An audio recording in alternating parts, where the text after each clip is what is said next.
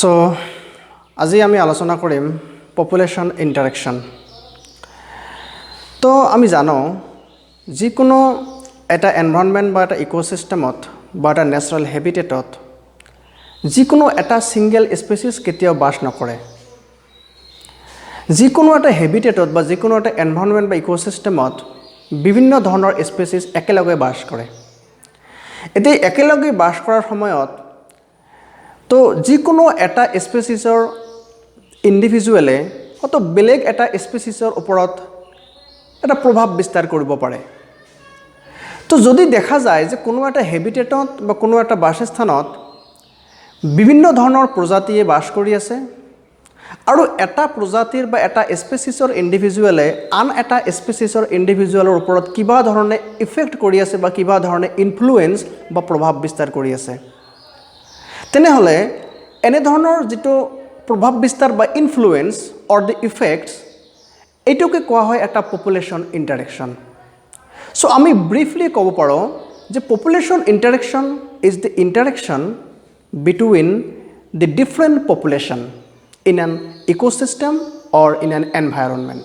So by definition,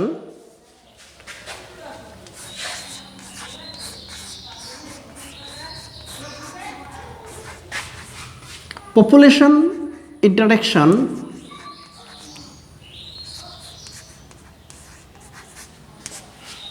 is a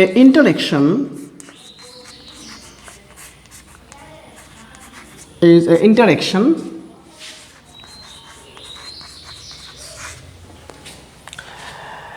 among the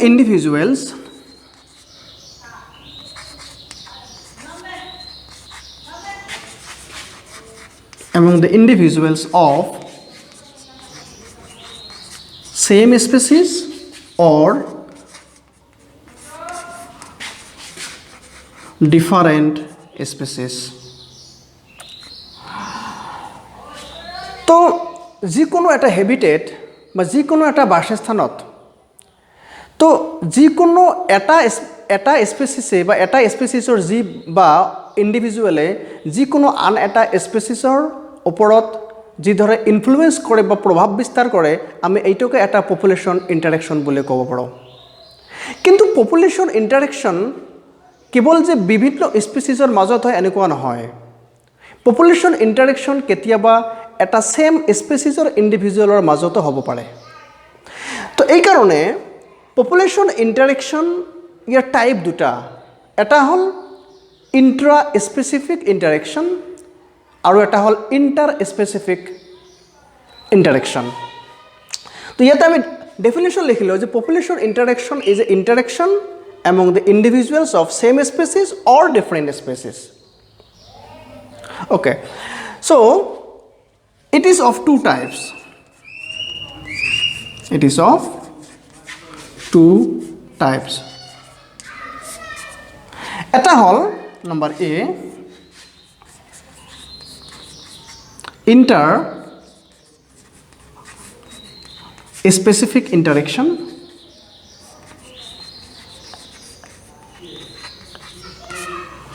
So inter specific interaction মানে হল যদি interaction বা effect বা প্ৰভাৱ বিস্তাৰ মানে বিভিন্ন প্ৰজাতিৰ মাজত বা বিভিন্ন স্পেচিছৰ মাজত হয়।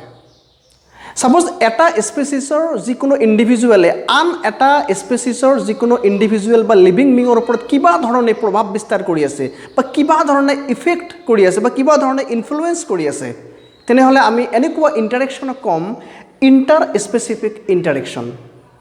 আৰু যদি দেখা যায় যে সেম স্পেচিছৰ ইণ্ডিভিজুৱেলৰ মাজত যদি কোনো ইণ্টাৰেকশ্যন হয় তখন আমি এইটো ক'ম intra specific interaction. Intra specific interaction. তেনেহ'লে আমি পপুলেশ্যন ইণ্টাৰেকশ্যন মানে কি বুজি পালোঁ? So population interaction is the interaction of the individuals of the same species or between the different species. আৰু পপুলেশ্যন ইণ্টাৰেকশ্যন যদি ডিফাৰেণ্ট স্পেচিছৰ মাজত হয় তেনেহ'লে আমি এনেকুৱা ইণ্টাৰেকশ্যনক ক'ম ইণ্টাৰ স্পেচিফিক ইণ্টাৰেকশ্যন আৰু যদি বেলেগ বেলেগ আৰু যদি সেম স্পেচিছৰ যদি ইণ্ডিভিজুৱেলৰ মাজত যদি ইণ্টাৰেকশ্যন হয় তেনেহ'লে আমি এইটো ক'ম ইণ্ট্ৰা স্পেচিফিক ইণ্টাৰেকশ্যন। চ' আমি পপুলেশ্যন ইণ্টাৰেকশ্যনত আমি কিছুমান চেম্বল ব্যৱহাৰ কৰিম যে যিকোনো এটা পপুলেশ্যন ইণ্টাৰেকশ্যনত যেতিয়া যিকোনো এটা ইণ্ডিভিজুৱেলে আন এটা ইণ্ডিভিজুৱেলৰ ওপৰত কিবা এটা প্ৰভাৱ বিস্তাৰ কৰিব বা যদি দুটা লিভিং অৰ্গেনিজম কিবা এটা ইণ্টাৰেকশ্যনত যদি ইনভলভ হৈ আছে বা জড়িত হৈ আছে তেনেহ'লে এই ইণ্টাৰেকশ্যনত হয়তো কোনোবাই বেনিফিটেড হ'ব, কোনোবাই লাভৱান হ'ব, কাৰো লোকচান হ'ব, হয়তো কেতিয়াবা দেখা যাব পাৰে যে বোথ আৰ বেনিফিটেড বা কেতিয়াবা দেখা যাব পাৰে এজনৰ বেনিফিট হৈছে আৰু আনজনৰ বেনিফিটো হোৱা নাই, কোনো ক্ষতিও হোৱা নাই। চ' এনেকুৱা ধৰণে বিভিন্ন ধৰণে ইণ্টাৰেকশ্যন হোৱা দেখা যায়। তো যিকোনো এটা পপুলেশ্যন ইণ্টাৰেকশ্যনত কাৰ বেনিফিট হৈছে না কাৰো কোনোবাই হাৰ্মড হৈছে, চ' ইয়াৰ ওপৰত ডিপেণ্ড কৰি আমি কিছুমান চেম্বল ব্যৱহাৰ কৰিম আৰু এই চেম্বল হিচাপত আমি ইণ্টাৰেকশ্যনবিলাকৰ ডিফাৰেণ্ট নাম দিম। ছাপ'জ ধৰি লোৱা আমি ইয়াতে ভাগ কৰি লৈছোঁ, এইটো ধৰা স্পেচিছ 1, এইটো ধৰা স্পেচিছ 2 আৰু আমি ইয়াতে এই ইণ্টাৰেকশ্যনৰ নাম দিম।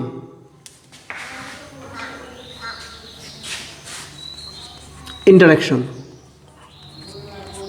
আচ্ছা, যদি কোনো এটা ইণ্টাৰেকশ্যনত দেখা যায় যে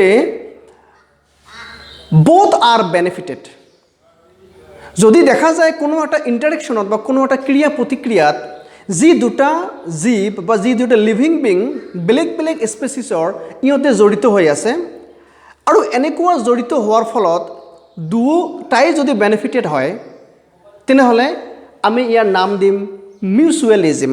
তো যদি এনেকুৱা ইণ্টাৰেকশ্যনত ধৰা স্পেচিছ 1 বেনিফিট হৈছে তেনেহ'লে আমি এটা প্লাছ চাইন দিম। ছাপ'জ স্পেচিছ 2 ইও বেনিফিটেড, আমি ইয়াৰ ক্ষেত্ৰতো এটা প্লাছ চাইন দিলোঁ।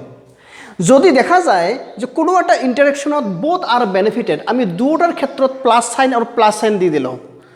আমি প্লাছ চাইন দিলে এইটো বেনিফিট বুজাব, মাইনাছ চাইন দিলে হাৰ্ম বা ক্ষতি বুজাব, আৰু যদি আমি জিৰ' দিওঁ তেনেহ'লে নেইদাৰ বেনিফিটেড নৰ হাৰ্মড। আমি জিৰ' কোন ক্ষেত্ৰত ব্যৱহাৰ কৰিম? যদি কোনো এটা ইণ্টাৰেকশ্যনত কোনো এটা স্পেচিছৰ বা কোনো এটা জীৱৰ লাভো নহয় ক্ষতিও নহয় তেনেহ'লে আমি এই জীৱ বা এই স্পেচিছৰ ক্ষেত্ৰত জিৰ' ব্যৱহাৰ কৰিম। আৰু যদি কোনো এটা ইণ্টাৰেকশ্যনত কোনো এটা জীৱৰ বা কোনো এটা স্পেচিছৰ বেনিফিট হয় তেনেহ'লে আমি এই ক্ষেত্ৰত প্লাছ চাইন ব্যৱহাৰ কৰিম। আৰু যদি কোনো এটা ইণ্টাৰেকশ্যনত কোনো এটা জীৱৰ লছ হয় বা ই যদি হাৰ্মড হয় বা হাৰ্মফুল হয় তেনেহ'লে আমি ইয়াৰ ক্ষেত্ৰত এটা মাইনাছ চাইন ব্যৱহাৰ কৰিম আৰু আমি এই চাইনবিলাকৰ ওপৰত ডিপেণ্ড কৰি আমি ইণ্টাৰেকশ্যনবিলাকৰ নাম দিম। এতিয়া যদি দেখা যায় কোনো এটা ইণ্টাৰেকশ্যনত যি দুটা অৰ্গেনিজম ইনভলভ হৈ আছে বা যি দুটা জীৱ তাতে ইনভলভ হৈ আছে এই দুটাই বেনিফিটেড হৈছে, আমি এই কাৰণে দুটা স্পেচিছৰ ক্ষেত্ৰত আমি প্লাছ চাইন দি দিছোঁ, তেনেহ'লে এনেকুৱা ইণ্টাৰেকশ্যনক কোৱা হয় মিউচুৱেলিজম। মিউচুৱেলিজম। আমি এই মিউচুৱেলিজম সম্পৰ্কে প্ৰথমতেই আলোচনা কৰিম। তেনেহ'লে population interaction means the interaction of the organisms or interaction among the different individual of the same species or the different species. কিন্তু মেক্সিমাম ক্ষেত্ৰত দেখা যায় যে ইণ্টাৰেকশ্যন ডিফাৰেণ্ট স্পেচিছৰ মাজত হয়। কেতিয়াবা অলপ দেখা যায় যে সেম স্পেচিছৰ মাজতে হয়, কিন্তু মেক্সিমাম ক্ষেত্ৰত ইণ্টাৰেকশ্যনটো ডিফাৰেণ্ট স্পেচিছৰ মাজতে হয়। আৰু এই পপুলেশ্যন ইণ্টাৰেকশ্যনৰ টাইপ দুটা, যদি ডিফাৰেণ্ট স্পেচিছৰ অৰ্গেনিজমৰ মাজত হয় তেনেহ'লে এইটো হ'ল ইণ্টাৰ স্পেচিফিক ইণ্টাৰেকশ্যন, আৰু যদি ছেম স্পেচিছৰ অৰ্গেনিজমৰ মাজত কোনো ইণ্টাৰেকশ্যন হয় তেনেহ'লে এইটো কোৱা হয় ইণ্ট্ৰা স্পেচিফিক ইণ্টাৰেকশ্যন। আৰু আমি যিকোনো এটা ইণ্টাৰেকশ্যনত যি দুটা অৰ্গেনিজম ইনভলভ থাকে এই অৰ্গেনিজম দুটাৰ ভিতৰত কোনে লাভৱান হৈছে বা কোনে ক্ষতিগ্ৰস্ত হৈছে তো আমি এই হিচাপত কিছুমান সাইন ব্যৱহাৰ কৰিম যদি কোনো এটা ইন্টাৰেকশনত কোনোবাই বেনিফিটেড হয় তেনেহলে আমি তাৰ ক্ষেত্ৰত এটা প্লাস সাইন ব্যৱহাৰ কৰিম আৰু যদি কোনোবাই হাৰ্মড হয় বা ক্ষতিগ্ৰস্ত হয় আমি তাৰ ক্ষেত্ৰত এটা মাইনাস সাইন ব্যৱহাৰ কৰিম আৰু যদি কোনো এটা ইন্টাৰেকশনত কোনো এটা লিভিং অৰ্গানিজমৰ বেনিফিটো নহয় হাৰ্মো নহয় তেনেহলে আমি তাৰ ক্ষেত্ৰত এটা জিৰো ব্যৱহাৰ কৰিম তো আমি প্ৰথমেই লৈছিলো যে ইয়াতে আমি দুটা স্পেচিছ লৈছো দুটাই বেনিফিটেড তেনেহলে আমি এনেকুৱা ইন্টাৰেকশনক কম মিউচুৱেলিজম তো আমি এতিয়া আমি এতিয়া আলোচনা কৰিম মিউচুৱেলিজম So mutualism is an interaction in which both the species are benefited. তেনেহলে মিউচুৱেলিজমত both the species both the organisms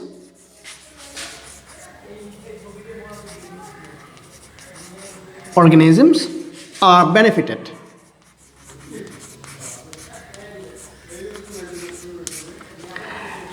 তেনেহলে যদি দেখা যায় কোনো একটা ইন্টারেকশনত বা কোনো একটা ক্রিয়া প্রতিক্রিয়াত যে দুটা জীব ইনভলভ আছে দুটাই যদি বেনিফিটেড হয় দুটাই যদি লাভৱান হয় তেনেহলে আমি এনেকুৱা ইন্টাৰেকশনক কম মিউচুৱেলিজম আমি কেইটামান এক্সাম্পল ডিসকাস কৰিলে এইখিনি আমাৰ ক্লিয়াৰ হ'ব ফৰ এক্সাম্পল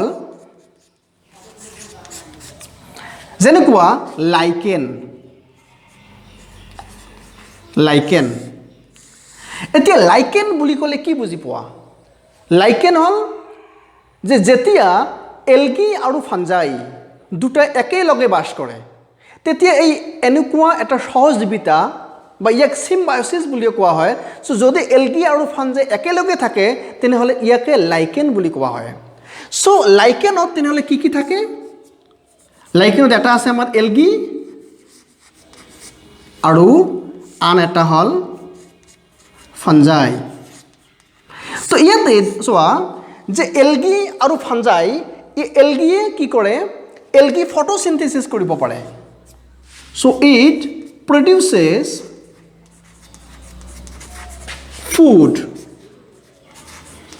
আৰু ফাঞ্জাই যেটো আছে এই কিন্তু ফটোসিনথেসিস কৰিব নোৱাৰে এই নিজৰ খাদ্য নিজে কেতিয়াও প্ৰস্তুত কৰিব নোৱাৰে গতিকে ফাঞ্জাই এই এলগিৰ পৰা ই কিন্তু ফুড অবটেইন কৰে বা খাদ্য গ্ৰহণ কৰে কিন্তু ফাঞ্জাই আকৌ কি কৰে ফাঞ্জাইয়ে ই ওয়াটাৰ এবজর্ব করে বা ওয়াটার প্রোভাইড করে to the algae it provides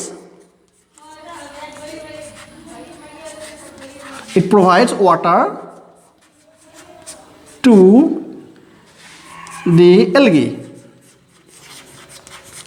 তেনেহলে ইয়াতে চোৱা যে লাইকেনত এলগি আৰু ফাঞ্জাই থাকে এতিয়া এলগিয়ে কি কৰি আছে ফটোসিনথেসিস কৰি আছে ফুড প্ৰডাকশন কৰি আছে তেনেহলে ফাঞ্জাইয়ে এলগিৰ পৰা খাদ্য গ্ৰহণ কৰি আছে এই ক্ষেত্ৰত এলগিয়ে ফাঞ্জাইক হেল্প কৰি আছে যেহেতু ফাঞ্জাই নিজে কেতিয়াও ফটোসিনথেসিস কৰিব নোৱাৰে আৰু তাৰ বিপৰীতে ফাঞ্জাই আকৌ এলগিক হেল্প কৰি আছে কেনেকৈ হেল্প কৰি আছে এই পানীৰ যোগান ধৰি হেল্প কৰি আছে তো এই ক্ষেত্ৰত দেখা গল যে এলগি আৰু ফাঞ্জাই এজনে আনজনক হেল্প কৰি আছে সো বোথ আৰ বেনিফিটেড গতিকে লাইকেন এটা মিউচুৱেলিজমৰ এটা এক্সাম্পল আৰু ইয়াক কেতিয়াবা সিম্বায়সিস বুলিও কোৱা হয় সিম্বায়সিস অসমীয়াত কোৱা হয় সহজীৱিতা যদি একেলগে থাকে দুটা অৰ্গানিজম বা দুটা লিভিং বিং আৰু যদি বোথ আৰ বেনিফিটেড হয় তেনেহলে এইটো ৰিলেশনক বা ইন্টাৰেকশনক আমি সিম্বায়সিস বুলিও কওঁ আৰু এটা এক্সাম্পল আছে যেনেকুৱা মাইকৰহাইজা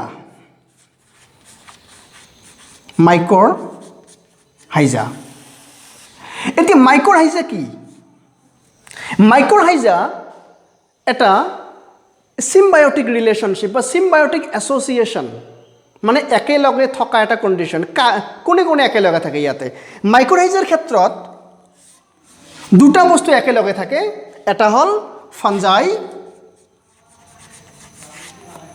আৰু আন এটা হল root of higher plant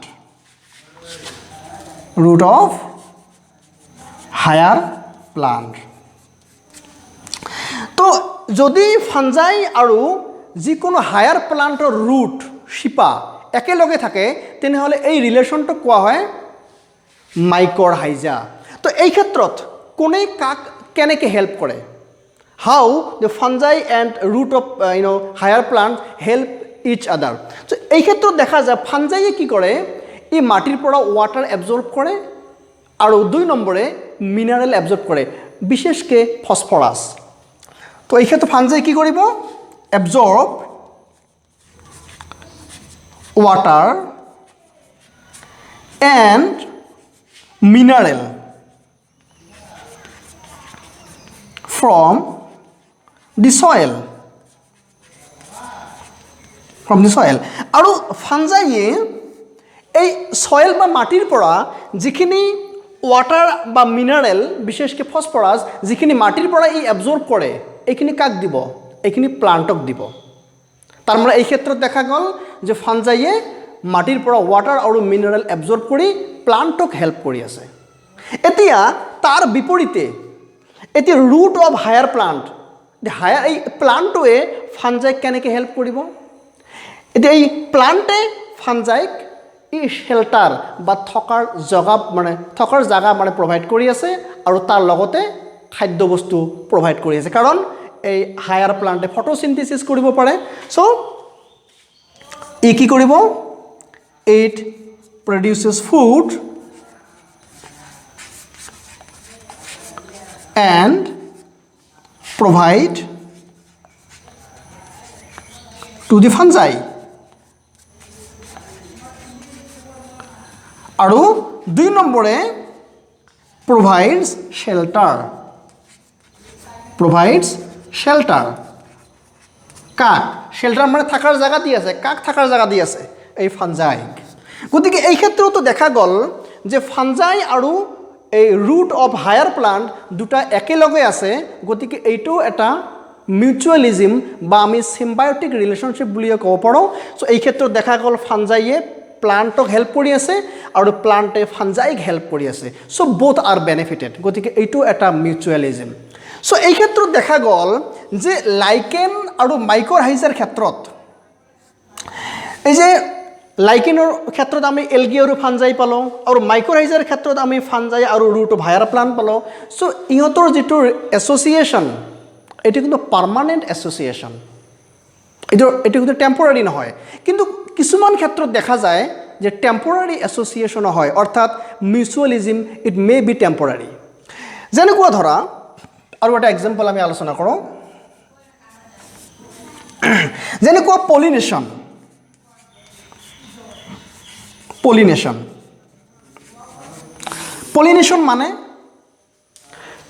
মানে হ'ল যে যিকোনো এটা প্লান্টৰ পৰা যদি পলেন গ্ৰেইন বেলেগ আন এটা যদি প্লান্টৰ ফুলৰ যদি ষ্টিগমাত পৰে তেনেহ'লে এই প্ৰচেছটোক কোৱা হয় পলিনেশ্যন।